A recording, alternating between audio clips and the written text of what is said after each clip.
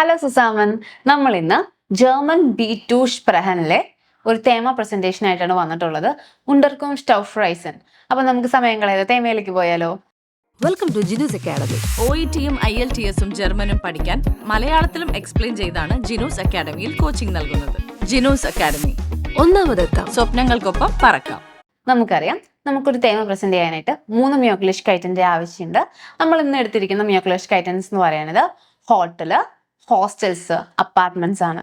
നമുക്ക് ഹോട്ടലിൽ സ്റ്റേ ചെയ്യാം, ഹോസ്റ്റൽ സ്റ്റേ ചെയ്യാം, അല്ലെങ്കിൽ അപ്പാർട്ട്മെന്റ്സിലാണെങ്കിലും സ്റ്റേ ചെയ്യാം. അപ്പൊ നമുക്ക് ഈ മ്യൂക്ലിഷ് കൈറ്റൻസിന്റെ ഒക്കെ ഫോട്ടോയിൽ നക്ഷയിൽ നോക്കിയാലോ?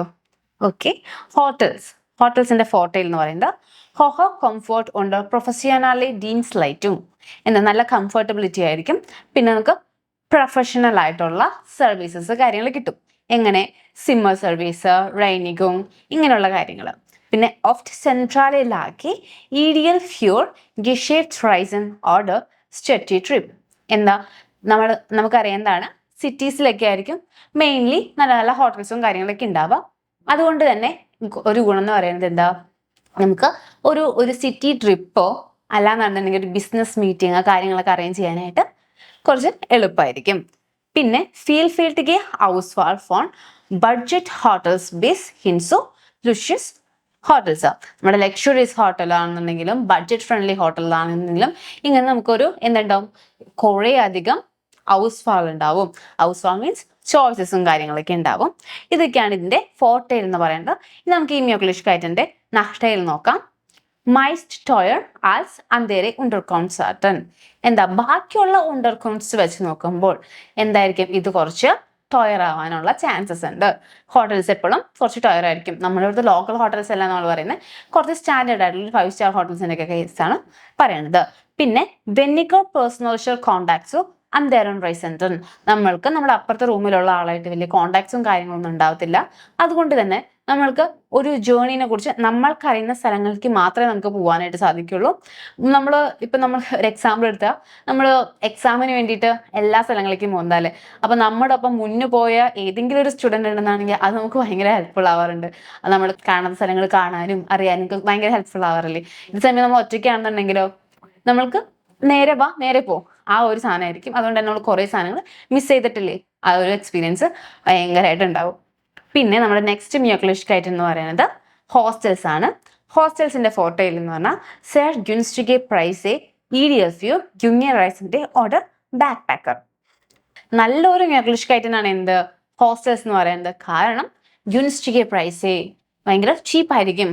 അതുകൊണ്ട് തന്നെ ആർക്ക്, യുങ്ങിയർ റൈസയ്ക്ക്, നമ്മളെ പോലുള്ള യങ് റൈസൻസിനൊക്കെ, പിന്നെ അതുപോലെ പെട്ടെന്ന് പോവാം എന്ന് പറഞ്ഞാൽ വേഗം പാക്ക് ചെയ്ത് പോകുന്ന ആ ടീംസിനൊക്കെ ഭയങ്കര യൂസ്ഫുൾ ആയിരിക്കും. പിന്നെ Gemeinschafts Bereiche fördern soziale Interaktion und den Austausch mit anderen Reisenden.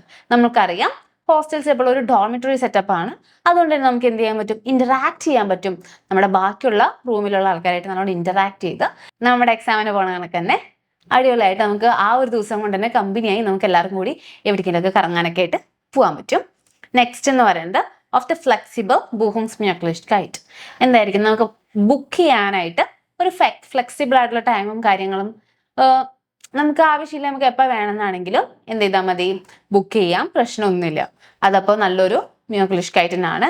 ഇനി ഇതിന്റെ നഹ്ടേൽ എന്ന് പറഞ്ഞാൽ വെന്നിക പ്രിവറ്റ് സ്ഫെയർ, നമുക്ക് എന്തുള്ളൂ, കുറച്ചേ പ്രൈവറ്റ് സ്പേസ് കിട്ടത്തുള്ളൂ. പിന്നെ ദ ഓഫ് ഷ്ലാഫ് സെയിലെ ഗെന്യൂട്ട് സ്റ്റുവേർഡൻ, എന്താണ് നമ്മൾ എല്ലാവരും കൂടി ഒരുമിച്ചൊക്കെ എടുക്കുക. അതുകൊണ്ട് തന്നെ നമുക്ക് എന്ത് കിട്ടുള്ളൂ, കുറച്ചേ പേഴ്സണൽ സ്പേസ് കിട്ടത്തുള്ളൂ. പിന്നെ വെന്നിക കംഫോർട്ട് ഉണ്ട് ഐൻഫാഹെ ഔസ്റ്റൗട്ടും. എന്താ, വെന്നിക കംഫോർട്ട്, നമുക്ക് അധികം കംഫർട്ട് ഒന്നും ലഭിക്കണം എന്നില്ല. കാരണം നമ്മൾ എല്ലാവരും ഒരു റൂമിലാണ്, കൺജസ്റ്റ് ആയിരിക്കും. അതുകൊണ്ട് തന്നെ നെക്സ്റ്റ് മ്യൂക്ലിഷ് കൈറ്റ് എന്ന് പറയുന്നത് ഫെറിൻ വോണും ഒരു അപ്പാർട്ട്മെന്റ്സ് എന്നൊക്കെ പറഞ്ഞാൽ എന്താ, നമ്മളെല്ലാവരും കൂടി ഒരു വലിയൊരു സ്പേസിൽ കഴിയാണ്.